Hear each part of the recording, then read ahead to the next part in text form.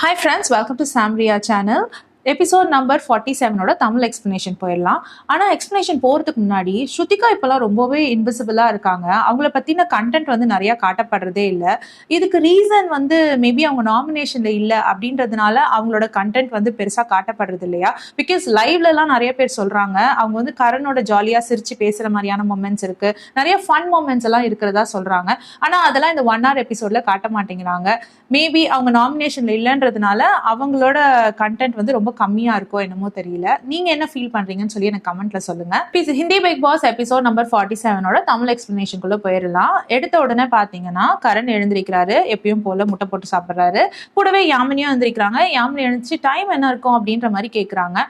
கரண் வந்து அதை பத்தி தெரியலன்னு சொல்லிட்டு அவர் சொல்லிக்கிறாரு, இது என்ன இவங்க பாட்டுக்கு எழுந்திருக்கிறாங்க, ஒரு ஹாய் இல்ல பாய் இல்ல, கொஞ்சம் கூட மேனஸே இல்லாம இருக்காங்களேன்ற மாதிரி அவருக்குள்ளேயே அவர் பேசிக்கிறாரு. இதுக்கப்புறம் வேக்கப் சாங் ஆரம்பிக்குது. எல்லாரும் எழுந்திருக்கிறாங்க. அந்த சாங்க்கு டான்ஸ் ஆடுறாங்க எப்பவும் போல. காலையில அவினாஷ் வந்து ஷில்பா மேம்க்கு பர்த்டே விஷஸ் சொல்றாரு. நீங்க என்ன ஒர்க் அவுட் சொல்றீங்களோ அதை நான் இன்னைக்கு பண்ணலான்னு இருக்கேன் அப்படின்ற மாதிரி சொல்றாரு.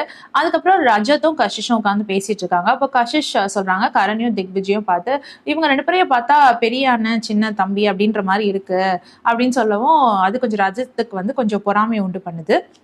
காலையில எழுந்து அவங்களோட நைட்டு கண்ட கனவை பத்தி எக்ஸ்பிளைன் பண்ணிட்டு இருக்காங்க கரண் கிட்டயும் ஷில்பா கிட்டயும். அண்ட் அவினாஷ் அண்ட் ஈஷா இவங்கெல்லாம் உட்காந்து பேசிட்டு இருக்காங்க. எப்பவும் போல மத்தவங்களை பத்தி தானே பேசுவாங்க. ஸோ இன்னைக்கும் அப்படிதான் பேசிட்டு இருக்காங்க. திக்விஜய் பத்தி பேசிட்டு இருக்காங்க. ஈஷா சொல்றாங்க, அந்த நேற்று டாஸ்க்ல வந்து நான் அவர் முகத்துல எழுத போனேன் இல்லையா, அதுக்கு வந்து எதுக்கு இவ்வளோ க்ளோஸா வர அப்படின்ற மாதிரி ரொம்ப கிரிஞ்சா பேசிட்டு இருந்தாரு. க்ரோ அப் மேன் அப்படின்னு கிண்டல் பண்ணிட்டு இருந்தாங்க ஈஷா. அதாவது வந்து அவர் வளரவே இல்லையா, இவங்க இவ்வளோ நெருக்கமா போகவும் அவர் வந்து ரொம்ப ஷையா ஃபீல் பண்ணாராம். ஸோ அதை தான் வந்து அவங்க பேசிட்டு இருக்காங்க. திக்விஜய் அதித்தி கிட்ட கேட்டுட்டு இருக்காரு, உங்களோட ஃபேவரட் கான்டெஸ்டன்ட் யாரு அப்படின்ற மாதிரி. அதுக்கு அதித்தி வந்து தன்னோட ஃபேவரட் கான்டெஸ்டன்ட் ரஜத் தான்ற மாதிரி சொல்லிட்டு இருக்காங்க. இந்த பக்கம் பாத்தீங்கன்னா யாமினி வந்து விவியன் கிட்ட பேசிட்டு இருக்காங்க கிச்சன்ல நின்று. விவியன் கிட்ட சொல்றாங்க, இந்த அவினாஷ் ஈஷா ஆலிஸ் இவங்கெல்லாம் வந்து ஒரு 3 பேரா தனியா உட்காந்து பேசிட்டு இருக்காங்க. நீங்க மோஸ்ட் ஆஃப் த டைம் தனியா தான் சுத்திட்டு இருக்கீங்க, எப்பயாவது போய் அவங்களோட சேர்ந்து பேசுறீங்க. நான் உங்களுக்கு சப்போர்ட் பண்ணணும்னு நினைக்கிறேன், ஆனா நீங்க வந்து எனக்கு டைமே கொடுக்க மாட்டேங்கிறீங்க, என்கிட்ட வந்து நல்லாவே பேச மாட்டேங்கிறீங்க அப்படின்ற மாதிரி யாமினி சொல்லிட்டு இருக்காங்க. லிட்டரலா யாமினி வந்து என்னை வந்து சேர்த்துக்கோங்களேன், உங்க கேங்ல சேர்த்துக்கோங்களேன் அப்படின்னு கேட்கற மாதிரி தான் இருந்தது. அது ரொம்ப ஓப்பனாவே அவங்க வந்து என்னை வந்து உங்களோட சேர்த்துக்கிறீங்களா அப்படின்ற மாதிரி கேட்டுட்டு இருந்தாங்க. அதாவது அவங்க வந்து விவியனுக்கு சப்போர்ட் பண்றதுக்காக தான் வந்திருக்காங்களாம். ஸோ அவங்க வந்து இண்டிவிஜுவல் கண்டஸ்டன்ட் இல்ல போல இருக்கு, அவங்க விவியனுக்கு சப்போர்ட் பண்றதுக்கு தான் உள்ளே வந்திருக்காங்க போல இருக்கு. ஸோ அவங்களோட எய்ம் ஃபுல்லாவே வந்து இந்த விவியன் அண்ட் அவினாஷ் கேங்ல போய் ஜாயின் பண்ணிடணும், முக்கியமா விவியனோட பேட்சப் ஆயிடணும் அப்படின்னு அவங்க நினைக்கிறாங்க. அது என்ன கதைன்னு புரியல. எடன் அண்ட் அதித்தி இவங்க 2 பேரும் பாத்தீங்கன்னா கண்டஸ்டன்ஸை பத்தி தான் பேசிட்டு இருக்காங்க. மெயினா வந்து யாமினியை பத்தி பேசுறாங்க. எடன் ரோஸ் சொல்றாங்க, எனக்கு பெருசா யாமினி மேல விருப்பம் இல்ல, யாமினியை பிடிக்க மாட்டேங்குது அப்படின்ற மாதிரி சொல்லிட்டு இருக்காங்க. அதோட சொல்றாங்க ஸ்ருதிகாவும் பாத்தீங்கன்னா ரிப்பீட் மோட்லயே அவங்க பேசிட்டு இருக்காங்க, பேசுறதே பேசிட்டு இருக்காங்க. அப்புறம் அவங்களோட மிஸ்டேக்ஸ் வந்து அவங்க அக்செப்ட் பண்றதே இல்லை அப்படின்ற மாதிரி ஸ்ருதிகாவை பத்தி ஒரு லைன் அவங்க சொல்றாங்க. ஆனா மற்றபடி ஸ்ருதிகா வந்து ரொம்ப ஜென்யூனான பர்சன், நல்ல பர்சன் அப்படின்னு சொல்லிட்டு அஸ் அ பர்சன் வந்து எனக்கு ஸ்ருதிகாவை ரொம்ப பிடிக்கும் அப்படின்ற மாதிரி எடன் ரோஸ் சொல்றாங்க. அதித்திக்கும் வந்து பெருசா ஸ்ருதிகாவை பிடிக்காது போல இருக்கு. அவங்க வந்து ஆமா ரொம்ப கத்திக்கிட்டே இருக்கா அப்படின்ற மாதிரி தான் அதித்தி சொல்றாங்க. சோ இந்த மாதிரி உங்க கண்டஸ்டன்ஸை பத்தி பேசிட்டு இருக்காங்க. எடன் ரோஸ் சொல்றாங்க, எனக்கு வந்து யாமினி அண்ட் அவினாஷை சுத்தமாவே பிடிக்கல அப்படின்ற மாதிரி எடன் ரோஸ் ஒரு ஸ்டேட்மெண்ட் சொல்றாங்க. இதுக்கப்புறமா ஒரு long conversation between Rajat and Karan போகுது. கரண் தான் ரஜத்தை கூப்பிடுறாரு, வா வந்து உட்காந்து பேசலாம் அப்படின்ற மாதிரி கூப்பிடுறாரு. கூப்பிட்டு என்ன பேசுறாருன்னா, இந்த மாதிரி அவர் வந்து பிரச்சனையை சார்ட் அவுட் பண்ண பாக்குற மாதிரி தான் பேசிட்டு இருக்காரு. அவர் எப்படி ஆரம்பிக்கிறாருன்னா, ரஜத் நீ எவ்வளவு நாள் ஜெயில இருந்திருப்ப அப்படின்னு சொல்லவும் ரஜத் வந்து வெளியில நடந்ததை கேட்கிறாருன்னு நினைச்சிட்டு, நான் பர்சனல் பத்தி எல்லாம் பேச விரும்பல, வெளியில நடக்கிற விஷயத்தெல்லாம் இங்க கொண்டு வராதீங்கன்னு ரஜத் சொல்லவும், இல்ல நான் வெளியில நடந்ததை பத்தி சொல்லல, இந்த வீட்டுக்குள்ள நீ ஜெயில இருந்தல அது எத்தனை நாள் இருந்த அப்படின்ற மாதிரி கேட்கவும் 3 நாள் இருந்தேன் அப்படின்னு சொல்றாரு அவரு. சோ எல்லாரும் ஜெயிலுக்கு போனா வந்து ஒரு சேஞ்ச் இருக்கும், அவங்களுக்குள்ள ஒரு மாற்றம் இருக்கும் இல்லையா, உனக்கு வந்து எந்த மாதிரி மாற்றமும் வரவே இல்லையா அப்படின்ற மாதிரி கேட்டுட்டு அவர் வந்து, நான் உனக்கு சும்மா என்னோட பேக்ரவுண்ட் பத்தி சொல்றேன், என்னோட அம்மா வந்து ஒரு பொலிட்டீஷியன், அவங்க வந்துட்டு போலீஸ்க்குலாம் வந்து ட்ரெயின் பண்ற மாதிரியான பர்சன் இருந்ததுனால எனக்கு வந்து பொண்ணுங்களெல்லாம் எப்படி நடத்தணும், எப்படி ட்ரீட் பண்ணணும்ன்றது வந்து எனக்கு நல்லாவே தெரியும். நான் வந்து இதெல்லாம் சொல்றது வந்து என்னை பத்தி பெருமையா நான் காட்டிக்கிறதுக்காகவோ இல்லை நான் இது அதுன்னு சொல்றதுக்காக கிடையாது. ஜஸ்ட் தட் நீ வந்து பொண்ணுங்க கிட்ட பேசும்போது பார்த்து பேசு, தப்பு தப்பா பேசுற, பெரியவங்க சின்னவங்க மரியாதை இல்லாம பேசுற, கெட்ட வார்த்தைகள் யூஸ் பண்ற, ஸோ இந்த மாதிரிலாம் வந்து மரியாதை இல்லாம பெரியவங்களை பேசாத, முக்கியமா பொண்ணுங்களை வந்து மரியாதை இல்லாம நடத்தாத. இப்படி நீ வந்து ஷில்பா மேம் கிட்ட தப்பு தப்பா பேசுனதுனால தான் எனக்கு கோவம் வந்தது, அதனால அதனால தான் நான் உள்ள வந்து உன்னை கத்தி விட்டேனே தவிர எனக்கும் உனக்கும் எந்த பிரச்சனையும் இல்லை. ஸோ எதனா பிரச்சனை தான் சார்ட் அவுட் பண்ணிக்கலான்ற மாதிரி தான் அவர் வந்து பேசுறாரு ரஜத் கிட்ட. அதுக்கு ரஜத் சொல்றாரு, எனக்கும் வந்து எப்படி நடந்துக்கணும்னு தெரியும், நானும் பொண்ணுங்களோட எல்லாம் பழகிருக்கேன், ஸோ எனக்கும் தெரியும் எப்படி எல்லாரையும் நடத்தணும்னு சொல்லிட்டு நான் ஒன்றும் தப்பா நடக்கல அப்படின்ற மாதிரி அவரோட பாயிண்ட சொல்றாரு. இது நடுல திக்விஜயும் சொல்றாரு, ஏதாவது பிரச்சனைனா நீங்களும் காரணம் இப்பவே சார்ட் அவுட் பண்ணிக்கோங்க. ரஜத்தையும் கரணையும் சொல்றாரு, நீங்க இப்பவே சார்ட் அவுட் பண்ணிக்கோங்கன்னு சொல்றாரு. ஆனா ரஜத் வந்து இல்ல எனக்கு எதுவும் பேசி தீர்க்க வேண்டிய அவசியம் கிடையாது அப்படின்னு சொல்லிட்டு ரஜத் வந்து பிளண்டா சொல்லிடுறாரு. ஸோ கரணும் எந்திரிச்சு போயிடுறாரு. இதுக்கப்புறம் திக்விஜயை கூட்டிட்டு போய் தனியா உட்காந்து ரஜத் பேசுறாரு. அப்ப பேசும்பொழுது திரும்பவும் திக்விஜய் அதே தான் சொல்றாரு, நீங்க வந்து சார்ட் அவுட் பண்ண ட்ரை பண்ணுங்க, கரனோட வந்து நார்மலா ஆக ட்ரை பண்ணுங்க அப்படின்ட்டு. அதுக்கு வந்து ரஜத் சொல்றாரு, இல்ல நான் தப்பே பண்ணல, நான் வந்து அதனால சார்ட் அவுட்லாம் பண்ண மாட்டேன் அப்படின்னு சொல்றாரு. சொல்லிட்டு என்னை வந்து ஒருத்த வந்து அவனை சுப்பீரியரா காட்டிக்கிட்டு அவன் ஐடென்டிட்டியை சுப்பீரியரா காட்டிக்கிட்டா நான் அவனுக்கும் மேல இருக்கேன்னு தான் வந்து நான் நினைக்கிறேன் என்னை பத்தி அப்படின்ற மாதிரி ரஜத் சொல்லிட்டு இருக்காரு. அப்புறம் திக்விஜய் சொல்றாரு, இந்த பிரச்சனை எல்லாம் நடந்தப்போ நீங்க போயிட்டு ஷில்பா மேம் கிட்ட போய் சாரி கேட்டீங்க தானே அப்படின்னு சொல்றாரு. அதுக்கு ரஜத் சொல்றாரு, நோ, ஒரு நாளும் கிடையாது, நான் அந்த மாதிரி சாரி கேட்கல, இனிமேலும் நான் அவங்க கிட்ட சாரி கேட்க மாட்டேன், ஏன்னா அவங்க ரொம்ப பொய் பேசுறாங்க, மாத்தி மாத்தி பேசுறாங்க, ஸோ அவங்க கிட்ட போயிட்டு நான் சாரியே கேட்க மாட்டேன் அப்படின்னு வந்து ரஜத்தும் ஷில்பா மேமை பத்தி சொல்றாங்க. அப்ப கேமரா வந்து ஷில்பா மேமை ஃபோக்கஸ் பண்ணி எடுத்துட்டு இருக்காங்க. இந்த யாமினி வந்து சும்மா இல்லாம ஏன் நம்ம சும்மா இருக்கோம், எதனா ஒரு கண்டென்ட் பண்ணுவோம்னு சொல்லிட்டு எல்லாருக்கிட்டையும் போயிட்டு நான் அவங்களை இன்டர்வியூ பண்றேன், அதாவது அந்த டைம் கார்டா செலக்ட் ஆன திக்விஜய் கிட்டையும் கரண் கிட்டையும் போய் நான் அவங்களை இன்டர்வியூ பண்றேன் அப்படின்ற மாதிரி திக்விஜய் கிட்ட வந்து கேட்கறாப்ல. ஸோ நீங்க வந்து டைம் கார்டுக்கு செலக்ட் ஆயிருக்கீங்க இல்லையா, என்ன நினைக்கிறீங்க, உங்க மனநிலைமை எப்படி இருக்கு, என்ன பண்ணலான் இருக்கீங்க டைம் கார்டு ஆனா அப்படின்னு சொல்லி கேட்கவும், டைம் கார்டு ஆனா வந்து எனக்கு சந்தோஷம் தான், ஆனா ஃபர்ஸ்ட் நான் செய்யற வேலை வந்து உங்களை நாமினேட் பண்றதா தான் இருக்கும் அப்படின்னு பயங்கரமா பல்பு கொடுத்துட்டு போனாரு திக்விஜய். பின்னாடியே போய் கரண் கிட்ட போய் கேட்டுட்டு இருக்காங்க, கரண் நீங்க ரொம்ப நாளா வந்து ஆல்மோஸ்ட் டைம் கார்டு அப்படின்ற பதவியை வந்து உங்களுக்கு கைக்குள்ள வச்சிட்டு இருக்கீங்க, ஸோ அதை பத்தி நீங்க என்ன சொல்ல விரும்புறீங்க அப்படின்னு சொல்லவும், அந்த டைட்டிலை வந்து நான் தான் உருவாக்குனேன், எனக்காக உருவாக்கிக்கிட்டேன், ஸோ அதை பத்தி எனக்கு சந்தோஷம் தான் அப்படின்ற மாதிரி கரண் சொல்றாரு. கேமரா இந்த பக்கம் காட்டுறாங்க. அப்போ ரஜத்தும் விவியனும் பேசிட்டு இருக்காங்க. ரஜத் சொல்றாரு, கரண் வந்து ட்ரை பண்ணாரு, இந்த மாதிரி எங்கிட்ட சார்ட் அவுட் பண்றதுக்கு ட்ரை பண்ணாரு, ஏன்னா அவர் டைம் கார்டு காம்படிஷன்ல இருக்காருல்ல, இப்போ நம்ம வந்து அவருக்கு ஓட் பண்ணோம்ல, அதுக்காக வந்து அவர் எல்லாத்தையும் சார்ட் அவுட் பண்ண ட்ரை பண்றாரு, ஆனா நான் வந்து எதுவும் சார்ட் பண்ணிக்க விரும்பல அப்படின்னு சொல்லிட்டேன் அப்படின்ற மாதிரி ரஜத் வந்து விவியன் கிட்ட சொல்லிட்டு இருந்தாரு. இதுதான் கரணோட பிளான்ன்ற மாதிரி விவியன் கிட்ட ரஜத் சொல்லிட்டு இருந்தாரு. கரண் வந்து திக்விஜய் கிட்ட பேசிட்டு இருந்தாங்க. கரண் அண்ட் திக்விஜய் பாண்ட் வந்து கைண்ட் ஆஃப் ரொம்ப நல்லா இருக்கிற மாதிரி இருக்கு. ஸோ கரண் வந்து திக்விஜய் கிட்ட ஓப்பனாவே பேசிட்டு இருந்தாரு. இப்போ வந்து நான் ஒரு பொண்ணை வந்து கிஸ் பண்ணுவேன் அப்படின்னு சொல்றது வந்து கான்ஃபிடன்ஸ், நான் மட்டும்தான் அந்த பொண்ணை கிஸ் பண்ணுவேன் அப்படின்னு சொல்றது ஓவர் கான்ஃபிடன்ஸ்.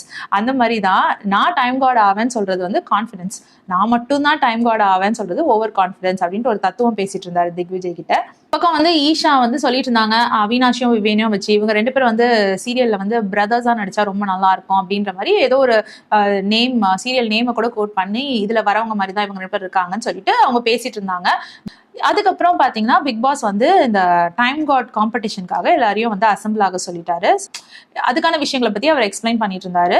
ஸோ இந்த காம்படிஷன் வந்து டைம் கார்டுக்காக இந்த செலக்ட் ஆன 5 பேரும் வந்து பூல் முன்னாடி நின்னுக்கணும். இப்போ மற்ற கண்டஸ்டன்ஸ் எல்லாம் வந்து ஒரு ரேஸ் மாதிரி வரணும். அந்த ரேஸ்ல பாத்தீங்கன்னா ஃப்ரண்ட்ல ஒரு 5 கியூ கார்ட்ஸ் இருக்கும்.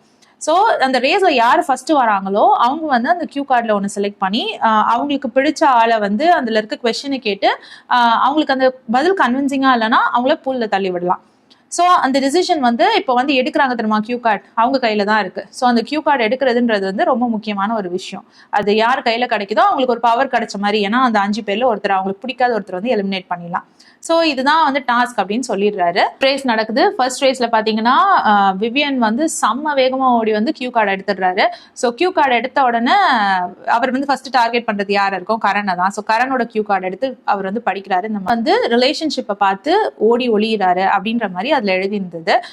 ஸோ இதை பத்தி டிபேட் பண்ணோம், இங்க இருக்கிற அந்த 5 பேரும் வந்து அதை பத்தி டிபேட் பண்ணோம். ஸோ இதை கேட்ட உடனே கரண் வந்து நான் எப்பவுமே வந்து ரிலேஷன்ஷிப்பை பார்த்து ஓடி ஒளிஞ்சது கிடையாது, நான் எப்பவுமே என் ரிலேஷன்ஷிப்ல வந்து இதுதான் நான் சொல்லிட்டு இருந்திருக்கேன், ஸ்ட்ராங்கா இருந்திருக்கேன் அப்படின்ற மாதிரி சொல்லிட்டு, இப்ப கூட பாருங்க அவினாஷ் வந்து எனக்கு ஸ்டார்டிங்ல இருந்து எனிமி தான் சொல்லிட்டு இருந்தேன், ஸோ இப்போ வரைக்கும் நான் அதே தான் சொல்லிட்டு இருக்கேன், அவன் எனக்கு எனிமி தான், அன்லெஸ் நட்டில் அவனா வந்து எதனா சேஞ்ச் ஓவர் ஆகி என்கிட்ட வந்து நல்லபடியா பேசினாலோயே அவன் வந்து எனக்கு எனிமியா தான் கடைசி வரைக்கும் இருப்பான் அப்படின்ற மாதிரி சொல்றாங்க. உடனே ஈஷா சொல்றாங்க, நாங்க அதை பத்தி சொல்ல, உங்களுக்கு வந்து சும்மா ஷில்பா இந்த மாதிரி வரும்போது உங்களுக்கு கிளாரிட்டியே இல்லை, கன்ஃபியூஸ் ஆயிடுவீங்க, அவங்களுக்கு மத்தியில யாரை சூஸ் பண்றதுன்னு வந்து ரொம்ப கன்ஃபியூஸ் ஆயிடுவீங்க அப்படின்னு சொல்லவும், கரண் வந்து ஒரு கேள்வி கேட்பாரு. கேள்வி தேவையில்லாத இல்லாத கேள்வியா தான் எனக்கு தோணுச்சு. எல்லாருமே வந்து டிராஃபிக்காக தான் வந்திருக்காங்க இல்லையா?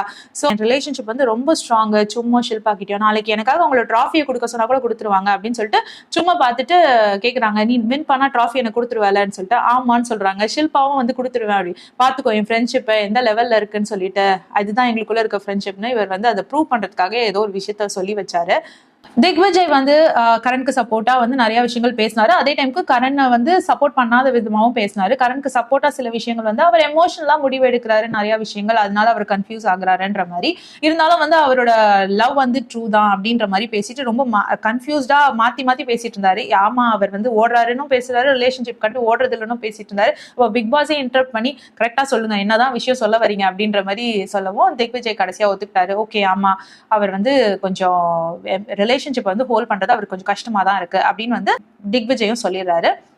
பகாவும் வந்து சொல்றாரு, பகா வந்து ஸ்ருதிகாவை பத்தி சொல்றாரு. ஸ்ருதிகா கூட தான் உங்ககிட்ட வந்து ரிலேஷன்ஷிப் வந்து ரொம்ப ஸ்ட்ராங்கா நல்ல பாண்ட் இருக்கு. ஸோ வந்து இப்போ சும்க்கும் ஸ்ருதிகாக்கும் ஒரு சண்டை நடந்துட்டு இருந்தது. அந்த சண்டையில பார்த்தா ஸ்ருதிகா அழுதுட்டு இருந்தாங்க. ஆனா நீங்க வந்து உங்க ஃப்ரெண்ட்ஸ் நடுவில் சண்டை நடக்கும் போது நீங்க அதை தடுக்காம நீங்க என்ன பண்ணிட்டு இருந்தீங்க, எரியிற கொள்ளியில எண்ணெய் ஊத்துற மாதிரி இன்னும் கொஞ்சம் விஷயம் சொல்லிட்டு இருந்தீங்களே தவிர அந்த பிரச்சனையை வந்து நீங்க சால்வ் பண்ணவே இல்லை அப்படின்ற மாதிரி பகா ஒரு சூப்பரான பாயிண்ட் சொன்னாரு. இதை வந்து எல்லாருமே ஆமா ஆமான்னு அக்செப்ட் பண்ணிக்கிட்டாங்க. அவினாஷும் இதே தான் சொன்னாரு, நீங்க வந்து கன்ஃபியூஸ்டா இருக்கிறீங்க, உங்களோட ரிலேஷன்ஷிப் வந்து ஸ்ட்ராங்கா இல்லைன்னு சொல்லவும் எல்லாரும் இதே சொல்லவும் கடைசியா விவியன் தான் இந்த 5 பேர்ல இப்ப யாரை தள்ளி விடுறதுன்னு டிசைட் பண்ணணும். ஸோ ஆப்வியஸ்லி அவர் கரணை தான் சூஸ் பண்ணுவாரு. ஆனா அதுக்கு முன்னாடி ஒரு விஷயம் நடக்குது. விவியன் அண்ட் அவினாஷ் வந்து கண்ணாலேயே சிக்னல் காமிச்சு பேசிக்கிறாங்க. இதை வந்து ஷில்பா அண்ட் ஸ்ருதிகா பாத்துடுறாங்க. ஸோ பார்த்துட்டு அவினாஷ் வந்து சிக்னல் காட்டுறாரு, 2 பேரும் சொல்லிக்கிறாங்க. ஸோ கடைசியா விவியன் என்ன சொல்றாருன்னா, கரண் எனக்கு வந்து கிட்டத்தட்ட 12 வருஷமா தெரியும். ஸோ என்னை விட வந்து அவனை நல்லா தெரிஞ்சவங்க யாரும் இருக்க முடியாது. ஸோ அப்படி இருக்கிற ரிலேஷன்ஷிப்பே வந்து இங்க உள்ள வந்து என்ன பண்ணிட்டு இருக்கான்னு பாருங்க. ஸோ இதுலயே தெரியுது அவன் ரிலேஷன்ஷிப் விஷயத்துல அதை ஹோல்ட் பண்றதுல அவனுக்கு ரொம்ப கஷ்டம், அதை மெயின்டைன் பண்ண முடியாது அவனால அப்படின்ற மாதிரி சொல்லி கரணை வந்து தண்ணிக்குள்ள தள்ளி விட்டுறாரு. கரணும் அதை அக்செப்ட் பண்ணி தண்ணியில தள்ளி விடுங்க அப்படின்னு நின்னுறாரு. விவியன் அந்த டிசிஷனை சொல்லிட்டு அவரை தள்ளி விடுறதுக்கு வரதுக்கு முன்னாடி ஸ்ருதிகா சொல்லுவாங்க, இந்த மாதிரி நீங்க டிசைட் பண்றதுலாம் ஓகே தான், பட் அந்த டிசிஷன் வந்து உங்களுதா இருக்கிறது பெட்டரா இருக்கும். அடுத்தவங்க வந்து கண்ணில் அவினாஷ் வந்து சிக்னல் காமிச்சு நீங்க அந்த டிசிஷன் எடுக்கக்கூடாது அப்படின்னு சொல்லுவோம். அவினாஷ் நான் எங்க சிக்னல் காமிச்சேன், நான் சும்மா இவங்க எல்லாம் எப்படி பேசுறாங்க பாருங்கன்னு சொல்லிட்டு கண்ணாலேயே ஆக்ஷன் காமிச்சேனே ஒழிய நான் சிக்னல் எல்லாம் காட்டல அப்படின்னு சொன்னாங்க. ஸ்ருதிகா வந்து சூப்பரா வேலிடா அந்த இடத்துல சொன்னாங்க, நீங்க அவினாஷ் பேச்செல்லாம் கேட்டு வந்து நீங்க டிசிஷன் எடுக்காதீங்க, டிசிஷன் வந்து உங்களுக்கு ஓனா இருக்கட்டும் அப்படின்ற மாதிரி ஒரு சூப்பரான பாயிண்ட விவியன் கிட்ட ஸ்ருதிகா சொன்னாங்க. வந்து நெக்ஸ்ட் பர்சனை தள்ளி விடுறதுக்கான ரேஸ் நடக்குது. அந்த ரேஸ்ல பாத்தீங்கன்னா சும் வந்து செலக்ட் ஆயிடுறாங்க. சும் வந்து ஃபர்ஸ்ட் வந்து எடுத்துடுறாங்க. ஸோ சும் கியூ கார்டுல என்ன வருதுன்னா வந்து திக்விஜய் ரஜத்தை பத்தி வருது. இது நடுவில் சும் வந்துட்டு சொல்றாங்க, ஓடி வந்து செலக்ட் ஆன உடனே வந்து ஐயோ நான் ஏன் இந்த மாதிரி ஃபர்ஸ்டே ஓடி தான் நான் அவங்களை சேவ் பண்ணிருப்பேனேன்னு கரனுக்காக அவங்க வந்து ஃபீல் பண்றாங்க. இப்பெல்லாம் சும் வர வர கரனுக்காக ரொம்ப யோசிக்க ஆரம்பிச்சிட்டாங்க. சும்க்கு அந்த கியூ கார்டுல என்ன இருந்ததுன்னா, ரஜத் வந்து காட் ஃபாதரா திக்விஜய்க்கு ஆக்ட் பண்றாரு அப்படின்ற மாதிரி இருந்தது. அப்படின்னு நினைக்கிறீங்களா அப்படின்ற மாதிரி இருந்தது. சோ எல்லாரும் அதை பத்தி டிபேட் பண்ணிட்டு இருந்தாங்க. திக்விஜயே சொல்றாரு, அவர் வந்து நான் காட் ஃபாதரெல்லாம் நான் சொல்ல முடியாது, அதெல்லாம் ரொம்ப பெரிய வார்த்தை, அவரை வேணா நான் ஒரு அண்ணனா பாக்குறேன். ஏன்னா அவர் உள்ள வரும்போது நான் ஃபர்ஸ்ட் உள்ள வரும்போது அவர் என்ன ரொம்ப கைட் பண்ணுவாரு அப்படின்னு நினைச்சுதான் நான் உள்ள வந்தேன். அவர் அதை பண்ணவும் செஞ்சாரு. ஆனா உள்ள வந்த பிறகு அவரும் நானும் பேச ஆரம்பிச்ச பிறகு அவருக்கும் எனக்கு நிறைய கருத்து வேறுபாடுகள் இருக்கு. அவர் வேற மாதிரி யோசிக்கிறாரு, நான் வேற மாதிரி யோசிக்கிறேன். அதனால அவர் சொல்ற எல்லாத்தையும் நான் எடுத்துக்கணும்னு எனக்கு அவசியம் இல்லை. சோ நான் எடுத்துக்கிறதும் இல்லை. அவர்கிட்ட பேசுறேன், தெரிஞ்சுக்கிறேன். ஆனா அவர் சொல்ற பாயிண்ட்ஸ் எல்லாம் நான் எடுத்துக்கிறது கிடையாது. சோ நான் அவரை காட் ஃபாதரெல்லாம் பாக்குறது இல்லைன்னு சொல்லவும் ரஜத் வந்து அட்லீஸ்ட் என்ன அண்ணனாவது பாக்குறியா அப்படின்னு கேட்கிறாரு. அதுக்கு திக்விஜய் கண்டிப்பா கண்டிப்பா நீங்க எனக்கு அண்ணா மாதிரி தான் அப்படின்னு வந்துட்டு திக்விஜய் சொல்றாரு. இதனால ஈஷா அண்ட் அவினாஷ் வந்து ஒரு பாயிண்ட் சொல்றாங்க. அதாவது வந்து ரஜத்தை பார்த்தா வந்து காட்ஃபாதர் மாதிரியோ இல்ல அண்ணன் மாதிரியோ இல்ல, ஆனா வந்து கரணை வேணா சொல்லலாம், அவர் வந்து திக்விஜய்க்கு கொஞ்சம் காட்ஃபாதர் மாதிரி அண்ணா மாதிரி இருக்காரு, அந்த மாதிரிதான் நடந்துக்கிறாரு அப்படின்னு சொல்லவும் சும் வந்துட்டு இந்த விஷயத்துல திக்விஜயும் ரஜத்தை பத்தியும் தான் நீங்க பேசணும், ஆனா தேவையில்லாம கரணை கொண்டு வந்ததுனால நான் வந்து ஈஷாவை தண்ணிக்குள்ள தள்ளி விடுறேன்னு தண்ணியில ஈஷாவை தள்ளி விட்டுறாங்க. திரும்பி ரேஸ் வைக்கிறாங்க. அதுல சாரா வின் பண்றாங்க. சாராக்கு வர கியூ கார்டுல வந்து ஆலஸ் ஆர் ஈஷா இவங்க 2 பேர்ல யார் வந்து அன்வான்டா இருக்காங்க அப்படின்ற மாதிரி சொல்றாங்க ரிலேஷன்ஷிப்ல. சோ அதுல வந்து எல்லாரும் அதை பத்தி டிபேட் பண்ண ஆரம்பிக்கிறாங்க. அதுக்கு வந்து திக்விஜய் ஒரு சூப்பரான பாயிண்ட் எடுத்து வச்சாரு. நேத்து நடந்த அந்த டாஸ்க்ல வந்துட்டு ஆலிஸ்க்கு அந்த காம்படிஷன்ல கம்பீட் பண்றதுக்கு நிறைய வாய்ப்புகள் இருந்தது. இருந்தாலும் வந்து ஈஷாக்காக விட்டு கொடுத்துட்டு போனாங்க. அந்த மாதிரி செய்யாம அவங்க வந்து பிளே பண்ணிருக்கணும். சோ அவங்கதான் வந்து அன்வான்டா இருக்கிறாங்க இந்த கேம்ல அப்படின்ற மாதிரி திக்விஜய் வந்து சொல்றாரு. அதுக்கு அவினாஷ் என்ன பண்றாரு, உடனே பயங்கரமா ரைஸ் ஆயிட்டு எல்லாரும் வந்து இப்படி பேசுறாங்களேன்னு சொல்லிட்டு அவினாஷ் என்ன சொல்றாரு, யாரும் அதை பத்தி எல்லாம் பேசாதீங்க, நானே வந்து அன்வான்டட் தான், ஏன்னா எல்லாருமே வந்து சொல்றீங்க இந்த மாதிரி நான் வந்து முன்னாடி போயிட்டு என் ஃப்ரெண்ட்ஸை வந்து பின்னாடி நிக்க வைக்கிறேன்னு சொல்லிட்டு இருக்கீங்க இல்லையா, சோ அப்படிப்பட்ட பர்சன் அந்த கேமுக்கு வந்து அன்வான்டட் தான், அதனால நானே வந்து என்னையே இந்த ஸ்விம்மிங் பூல்ல தள்ளி விட்டுருங்க அப்படின்ட்டு ரொம்ப தியாகி மாதிரி வந்து நின்னாரு அவினாஷ். உடனே ஸ்ருதிகா எந்திரிச்சு ஒரு சூப்பரான பாயிண்ட் சொன்னாங்க, தான் நான் போன வாரமே சொன்னேன்ல உங்ககிட்ட, அப்போலாம் ஒத்துக்கல நான் பாலிடிக்ஸ் பண்றேன்னு சொல்லிட்டு, நீங்க தான் முன்னாடி நிக்கிறீங்க, உங்க ஃப்ரெண்ட்ஸ் எல்லாம் பின்னாடி தான் நிக்கிறாங்கன்ற விஷயத்த நான் அப்போ சொன்னப்போ ஒத்துக்கல, இப்ப நீங்களே அது ஒரு பாயிண்டா சொல்லி நான் தள்ளி விடுங்க நான் அன்வான்டட்ங்கிறீங்களே, சோ இதனாலேயே வந்து நீங்க டைம் கார்டு ஆகுறதுக்கு லாய்க் கிடையாது அப்படின்னு ஸ்ருதிகா வந்து சூப்பரா சொல்லிடுறாங்க. சாரா வந்துட்டு நான் வந்து உன்னை அன்வான்டட்னு சொல்ல மாட்டேன், ஆனா வந்து லீஸ்ட் வாண்டட் வேணா சொல்லுவேன், இந்த கேமுக்கு நீ லீஸ்ட் வாண்டட் அப்படின்னு சொல்லிட்டு நான் உன்னை தள்ளி விடுறேன்னு சொல்லிட்டு சாரா தோபுகடின்னு அவினாஷ் ஸ்விம்மிங் பூல்ல தள்ளி விட்டுறாங்க. அவினாஷ் எஞ்சி வரும்போது ரொம்ப ஆப்வியஸா தெரிஞ்சிச்சு, நீங்க என்னதான் சூஸ் பண்ணுவீங்கன்னு எனக்கு தெரியும். அதுக்கு சாரா சொன்னாங்க, நான் அதனாலதான் கிளியரா சொல்லி சொன்னேன், நீ வந்து அன்வான்டட் இல்ல லீஸ்ட் வாண்டட் அப்படிதான், அவங்களோட கம்பேர் பண்ணும்போது லீஸ்ட் வாண்டட்னு தான் சொல்லி உன்னை தள்ளி விட்டேன் அப்படின்னு சொல்றாங்க. இப்போ இன்னும் மிச்சம் இருக்கிறது பாத்தீங்கன்னா திக்விஜய் அண்ட் பகா தான் இருக்காங்க. இவங்க 2 பேருக்குள்ளதான் காம்படிஷன். சோ இப்போ வந்து ரஜத் எல்லாருமே வந்து ஓடுறதுக்கு ரெடியா நிக்கிறாங்க. அப்ப ரஜத் பக்கத்துல யாமினி நின்னு சொல்லிக்கிட்டே இருக்காங்க, இதுல வந்து பகாவே வந்து டைம் கார்டு ஆகட்டுமே, திக்விஜய் ஆனார்னா அவர் சொல்லியிருக்காரு என்ன நாமினேட் பண்ணுவேன்னு சொல்லிட்டு, அவர் வந்தாருன்னா ரொம்ப பிரச்சனை பண்ணுவாரு, அதனால அவருக்காக நீங்க விளையாடாதீங்க அப்படின்ற மாதிரி ரஜத் கிட்ட போயிட்டு அவங்க யாமினி சொல்லிக்கிட்டே இருப்பாங்க. இதெல்லாம் யாமினி தெரிஞ்சு பண்றாங்களா தெரியாம பண்றாங்களான்னு தெரியல, ஆனா அவர் வந்து அந்த டைம்ல பிரெயின் வாஷ் பண்ண ட்ரை பண்ணிட்டே இருந்தாங்க. அப்ப ரஜத் வந்து நீ கொஞ்சம் ஓரமா போறியாமா அப்படின்னு சொல்லிட்டு ஓட ஆரம்பிப்பாங்க. ஓடும் போது வந்து கைப்பட்டு கீழே விழுந்துருவாங்க போல இருக்கு. உடனே இவர் அடிச்சுட்டாரு, என்ன தள்ளி விட்டுட்டாரு, இவரை டிஸ்குவாலிஃபை பண்ணுங்க அப்படின்ற மாதிரி யாமினி சொல்லுவாங்க. அப்போ எல்லாரும் சொல்லுவாங்க, இல்ல அதெல்லாம் ஒண்ணும் நடக்கல, நீ போமா போய் ஓரமா உட்காரு அப்படின்னு சொல்லிட்டு சொல்லுவாங்க. தெரியாம தான் நடந்துருச்சு, போய் ஓரமா உட்காருமான்னு சொல்லிட்டு எல்லாரும் சொல்லிடுவாங்க. சோ யாமினி போய் உட்காந்துருவாங்க. இப்ப ரஜத் தான் வந்து அந்த கியூ கார்டு எடுக்கிறதுக்கு செலக்ட் ஆயிருக்காரு. சோ ரஜத் வந்துட்டாரு, யாரை செலக்ட் பண்ணுவாரு நம்மளுக்கு நல்லாவே தெரியும். என்ன பேசினாலும் பகா சூப்பரா பேசினாலும் பகாவை தள்ளி விட்டு திக்விஜய் தான் செலக்ட் பண்ணுவாரு. இருந்தாலும் வந்து பகா வந்து போராடினாரு. ஸோ லாஸ்டா என்ன கொஸ்டின் வந்துச்சுன்னா, ஒரு சூப்பரான question, Shilpa ma'am Vivian and கரனை ஒரே மாதிரி பாக்குறது இல்ல அப்படின்னு ஒரு சூப்பரான கொஸ்டின் வந்துச்சு. ஆக்சுவலி வந்து அவங்க 2 பேரையும் ஒரே மாதிரி பாக்குறது இல்லை. என்னதான் வந்து விவியன் அவங்க கிட்ட ரூடா நடந்துக்கிட்டாலும் பேசலனாலும் அவங்க வந்து எப்பவுமே வந்து விவியனுக்கு தான் சப்போர்ட்டா இருந்திருக்காங்க. கரனை எப்பவுமே கொஞ்சம் கீழே தள்ளி தான் அவங்க விளையாண்டுருக்காங்க. கரனை வந்து ரொம்ப பிளேக்காக யூஸ் பண்ற மாதிரி தான் இருக்கு. விவியன் கூட இருக்கிற அவங்களோட ரிலேஷன்ஷிப் தான் வந்து ட்ரூவா இருக்கிற மாதிரி இருக்கு. விவியன் என்ன பண்ணாலும் கரெக்ட், கரண் வந்து தப்பு பண்ணா தப்பு அப்படின்றதுதான் ஷில்பா மேம் சொல்லிட்டு இருக்காங்க. வந்து அடுத்த செகண்டே ஷில்பா மேம் எழுந்து, இங்க பாருங்க நான் வந்து யாரையும் குறைச்சிலாம் பார்க்கல, யாரையும் அதிகமா பார்க்கல, கரண் அண்ட் விவியன் இவங்க 2 பேரையுமே நான் ஈக்குவலா தான் பாக்குறேன் அப்படின்னு சொல்லிட்டு ஷில்பா மேம் சொல்லுவாங்க. அதுக்கு உடனே விவியன் சொல்வாரு, இது சுத்த போய், எனக்கே தெரியும் நீங்க என்னதான் வந்து கொஞ்சம் அப்பர்ல வச்சு பாக்குறீங்க அப்படின்ற மாதிரி விவியன் வந்து ஷில்பா மேம் கிட்ட சொல்லிட்டு இருப்பாரு. விஜயும் அதுதான் சொல்வாரு, இவங்க வந்து 2 பேரையும் சேமா பாக்குறது இல்ல, கரண் விவியன் வரும்பொழுது எப்பவுமே வந்து அவங்க விவியனுக்கு தான் வந்து கொஞ்சம் சப்போர்ட் பண்ணிருக்காங்க, கரணை வந்து எப்பவுமே கொஞ்சம் கீழே தான் பாத்துருக்காங்க அப்படின்ற மாதிரி திக்விஜய் சொல்வாரு. வந்து சூப்பரா ஒரு பாயிண்ட் ஷில்பா மேம் பத்தி சொல்லுவாங்க. பகா இப்பெல்லாம் செம்மையா பாயிண்ட் எடுத்து விடுறாரு, ஆனா வந்து அவர் சொல்ற பாயிண்ட் வந்து ரொம்ப கரெக்டா இருந்தது. அதாவது ஷில்பா மேம் வந்து எப்பவுமே என்ன செய்வாங்கன்னா, எதை பத்தியாவது நம்ம வந்து ஒரு டெசிஷன் கேட்கறோம் இல்ல எதனா ஒண்ணு கேட்கறோம்னா, எனக்கு மறந்துருச்சு எனக்கு என்ன நடந்ததுன்னே தெரியல அப்படின்ட்டு போயிடுவாங்க. ஆனா வந்து 6 மாசம் முன்னாடி நடந்த விஷயத்த வச்சு அவங்க நல்லா பிளே பண்ணுவாங்க. இப்படிதான் நான் வந்து அவங்க ஒரே ஒரு தடவை நாமினேட் பண்ணிட்டேன், இதையே சொல்லி என்ன வந்து நாமினேட் பண்ணிக்கிட்டே இருக்காங்க இப்போ வரைக்கும் அப்படின்னு சொல்லவும் கிரௌட் எல்லாரும் சிரிச்சாங்க, ஷில்பா மேமும் சிரிச்சாங்க. ஷில்பா மேம் சொன்னாங்க, இதை நான் வந்து காம்ப்ளிமெண்டா எடுத்துக்கிறேன் அப்படின்ற மாதிரி சொல்றாங்க. இந்த விஷயத்துல வந்து அநேகமா எல்லாரும் பேசுனது என்ன அப்படின்னு பாத்தீங்கன்னா, ஷில்பா மேம் வந்து கரண்ட பிளேக்காக வச்சிருக்காங்கன்னு, விவியன் கிட்ட தான் உண்மையான அன்பு இருக்குன்ற மாதிரி தான் அந்த டாக்ஸ் வந்து முடிஞ்சிச்சு. சோ இப்போ வந்து திக்விஜய் வந்து டைம் கார்டு ஆயிட்டாரு. எல்லாரும் திக்விஜயை கங்க்ராச்சுலேட் பண்ணிட்டு போறாங்க. ஈஷா வந்து உட்காந்து கேக்குறாங்க இவங்க கிட்ட, சும் கிட்ட, நீங்க என்ன தள்ளி விட்ட காரணம் வந்து கரெக்ட் தானா, கரண்ட்காக என்ன வந்து தள்ளி விடுறீங்களே நியாயமா அப்படின்னு கேக்குறாங்க. அதுக்கு சும் சொல்றாங்க, என் ஃப்ரெண்ட்ஸ்க்காக நான் என்னன்னாலும் செய்வேன் பாருங்க, உங்களை பார்த்துதான் அது நான் கத்துக்கிட்டேன், ஃப்ரெண்ட்ஸ்குள்ள வந்து விட்டே கொடுத்துக்க கூடாது அப்படின்ற அந்த விஷயத்த, அந்த பாண்டிங்க உங்களை பார்த்து தான் நான் கத்துக்கிட்டேன் அப்படின்னு சொல்லிட்டு அங்க இருந்து போயிடுறாங்க. உடனே ஈஷாவும் வந்து என்ன சொல்றதுன்னு தெரியாம பேசாம விட்டுறாங்க. ஷில்பா வந்து நடந்து போயிட்டு இருக்காங்க. அப்போ விவியன் சொல்றாரு, இந்த கொஸ்டினே வந்திருக்க கூடாது, ஷில்பாக்கு வந்து யாரு வந்து இம்பார்ட்டன்ட், கரணா விவியனான்ற கொஸ்டினே வந்துருக்க கூடாது, இந்த கொஸ்டினே தப்பு, எப்பவுமே வந்து உங்களுக்கு நான் தான் முக்கியம் அப்படின்னு சொல்லிட்டு விவியன் போயிடுவாரு. உடனே விவியன் அப்படின்னு சொல்லிட்டு ஷில்பா மேம் வந்து சொல்லிட்டு நிப்பாங்க. கரண் சும் வந்து இப்போ உட்காந்து பேசிட்டு இருப்பாங்க. சும் கிட்ட வந்து கரண் கேட்பாரு, நீ என்ன நினைக்கிற இந்த கொஸ்டினை பத்தி, ஷில்பா மேம் வந்து எங்க 2 பேரும் ஈக்குவலா பாக்குறாங்க நீ நினைக்கிறியா அப்படின்னு கேட்கவும், அதுக்கு சும் வந்து சொல்றாங்க, எனக்கு ஒன்னும் அவங்க டிஃபரன்ஸ் காட்டுற மாதிரி தெரியல, ஆனா இப்ப எல்லாரும் சொல்ல சொல்ல எனக்கும் தோண ஆரம்பிக்குது, ஒருவேளை அவங்க வந்து விவியனை கொஞ்சம் பெட்டரா தான் பாக்குறாங்களோ அப்படின்னு தோணுது அப்படின்ன உடனே கரண் சொல்றாரு, ஆமா ஏன்னா நான் வந்து நிறைய விஷயங்கள் பாக்குறேன், அப்சர்வ் பண்றேன், எனக்கு தெரியுது சில விஷயங்கள் அவங்க பண்றதுன்னு சொல்லவும் சும் சொல்றாங்க, உனக்கு தெரியுதுன்னா நீ கூப்பிட்டு பேசு ஷில்பா மேம, அவங்க கிட்டயே வந்து பேசிடு, டைரக்டா இதுதான் கேட்டுரு அப்படின்னு சொல்றாங்க. உடனே கரணம் வந்து வாங்க அப்படின்னு சொல்லி கூப்பிடுறாரு. என்ன கேக்குறாருன்னா, விவியன் டைரக்டா அவர் நேம் சொல்ல, அவர் சொல்றாரு, ஜென்ரலா வந்து இந்த கேர்ள்ஸ்க்குலாம் வந்து ரொம்ப டாக்ஸிக்கா இருக்கிற பசங்க வந்து ரொம்ப பிடிக்குமா அப்படின்ற மாதிரி கேட்கிறாரு. அதாவது அவர் வந்து விவியனா தான் மீன் பண்ணி கேட்கிறாரு, ஆனா வந்து டைரக்டா சொல்ல, ஏன் வந்து இந்த கேர்ள்ஸ்க்குலாம் வந்து டாக்ஸிக்கா இருக்கிற பர்சனை ரொம்ப பிடிக்குதுன்னு தெரியல, நீங்க வந்து எப்பயாச்சும் வந்து என்கிட்ட நிறைய தப்பு பார்த்திருக்கீங்கல்ல, கரண்னான என்கிட்ட நிறைய தப்புகள் பார்த்திருக்கீங்க, ஆனா என்னைக்காவது விவியன்ற பர்சன் கிட்ட வந்து நீங்க ஏதாவது ஒரு நெகட்டிவிட்டியோ இல்ல ஏதாவது தப்போ பார்த்திருக்கீங்களா,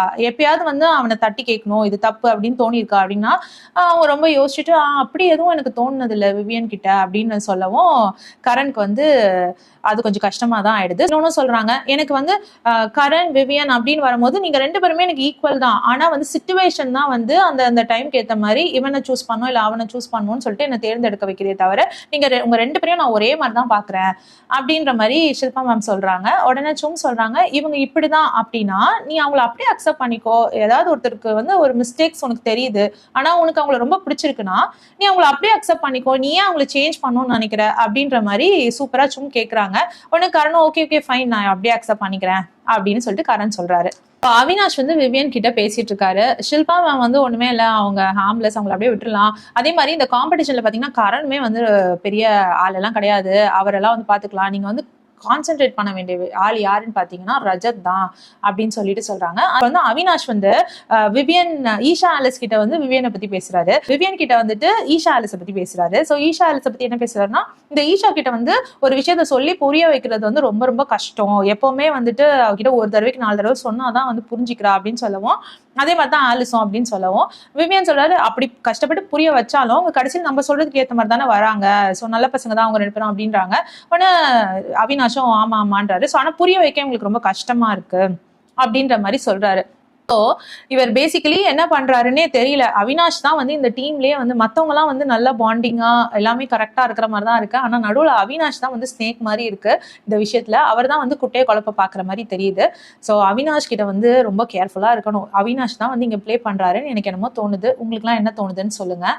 இப்போ ஈஷா, திக்விஜய், ஆலிஸ் இவங்கெல்லாம் வந்து மேல உட்காந்து பேசிட்டு இருக்காங்க. அப்போ வந்து ஈஷா கேக்குறாங்க திக்விஜய் கிட்ட, நீ வந்து ரொம்ப கன்ஃபியூஸ்டா இந்த கரண் விஷயத்துல வந்து ரிலேஷன்ஷிப்ல வந்து கரெக்டா இருக்காரா அப்படின்னு கேட்கும் போது இருக்காருன்றீங்க இல்லன்றீங்க, ரொம்ப மேனிபுலேட்டிவா பேசிட்டே இருந்தீங்க, ஏன் வந்து மாத்தி மாத்தி பேசுனீங்க அப்படின்னு சொல்லவும் திக்விஜய் சொல்றாரு, எனக்கு வந்து மனசு ஒரு விஷயம் சொல்லுது, மைண்டு ஒரு விஷயம் சொல்லுது, ஸோ இது ரெண்டுத்துக்கும் நடுவில் வந்து என்னத்தை சொல்றதுன்னு சொல்லிட்டு நான் கொஞ்சம் கன்ஃபியூஸ் ஆயிட்டேன் அப்படின்னு சொல்றாரு. அப்புறம் அவர் இன்னொரு விஷயத்தையும் சொல்றாரு, எனக்கு வந்து இந்த வீட்லயே வந்து ரொம்ப பிடிச்ச பர்சன் வந்து ஸ்ருத்திகா தான், அவங்க தான் வந்து என் மனசுக்கு ரொம்ப நெருக்கமான பர்சன் அப்படின்ற மாதிரி திக்விஜய் சொல்றாரு. ஸோ திக்விஜய வந்து ரொம்ப கவர்ந்த ஒரு பர்சன் அப்படின்னு பார்த்தா ஸ்ருத்திகா தான் அது.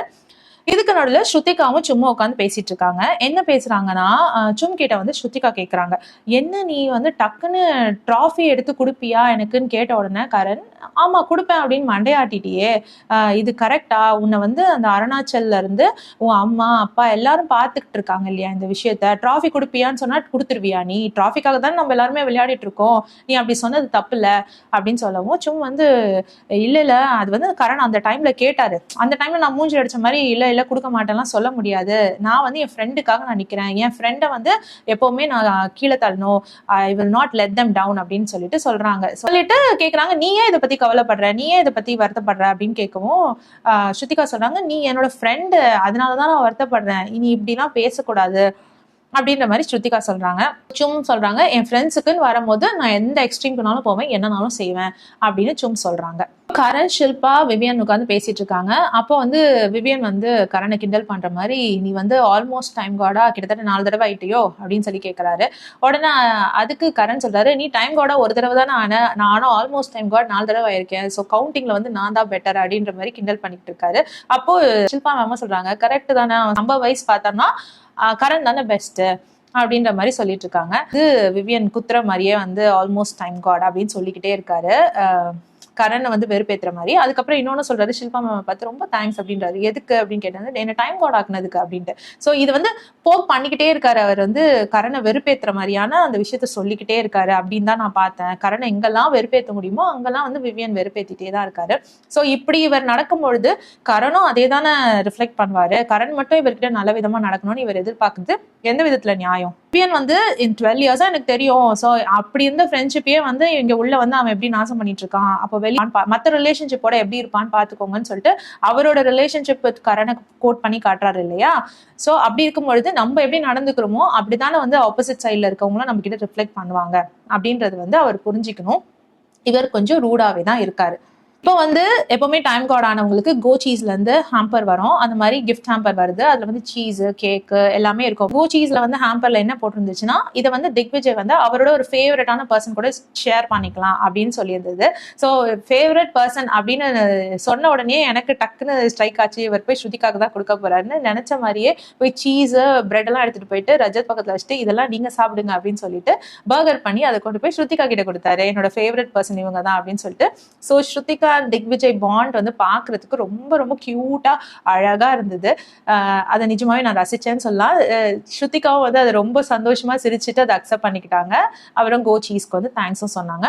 இதுக்கப்புறமா திக்விஜய் வந்து பொறுப்பேற்றுக்கிட்டாரு இல்லையா? இப்போ வந்து எல்லாம் உட்கார வச்சு யார் யார் என்னென்ன வேலை செய்ய போறாங்க அப்படின்னு சொல்லி வேலைகளை பிரிச்சு கொடுத்துட்டு இருக்காரு. ஸோ இப்போ வந்து விவியன் கிட்ட வந்து நீங்களும் அவினாஷும் வந்து லஞ்ச் பார்த்துக்கோங்க அப்படின்னு சொல்லவும் விவியன் வந்து நோ அப்படின்றாரு. அப்படியே எபிசோடு முடிச்சுட்டாங்க. ஸோ இதுக்கப்புறம் என்ன நடந்ததுன்னு நம்ம ப்ரொமோஸ்லாம் பார்த்தாச்சு. அப்புறம் அவர் செய்ய மாட்டேன்னு சொல்லுவாரு, அவரே சமைச்சுக்க போவாரு, திக்விஜய் வந்து புடுங்குவாரு. இந்த மாதிரி நிறைய விஷயங்கள் நடக்குது, நிறைய டிராமாக்கள் உள்ள நடந்துட்டு இருக்கு. ஸோ நாளைக்கெல்லாம் இன்னும் எபிசோட் வந்து ரொம்ப சுவாரஸ்யமா இருக்கும்னு நினைக்கிறேன். ஸோ உங்களுக்கு என்ன தோணுது? விவியன் பத்தினா உங்களோட ஒப்பீனியன் என்னவா மாறி இருக்கு? பிகாஸ் விவியனுக்கு வந்து பயங்கர ஸ்ட்ராங் சப்போர்ட் நார்த் சைட்லலாம். ஸோ நீங்க என்ன நினைக்கிறீங்க விவியனை பத்தி? அந்த சப்போர்ட்லாம் வந்து நிஜமாவே ஆர்கானிக் சப்போர்ட் தானா, இல்லைன்னா வந்து கலர்ஸே வந்து அவரை தூக்கி விடுதா அப்படின்னு நம்மளுக்கு தெரியல. ஸோ நீங்க என்ன நினைக்கிறீங்க இதை பத்தின்னு சொல்லிட்டு எனக்கு கமெண்ட் செக்ஷன்ல சொல்லுங்க, நான் படிச்சு தெரிஞ்சுக்கிறேன். இந்த வீடியோ உங்களுக்கு பிடிச்சதுன்னா please like, share and subscribe. வேற ஒரு வீடியோல திரும்பவும் மீட் பண்ணலாம். Until then, it's bye from Jemima. Take care.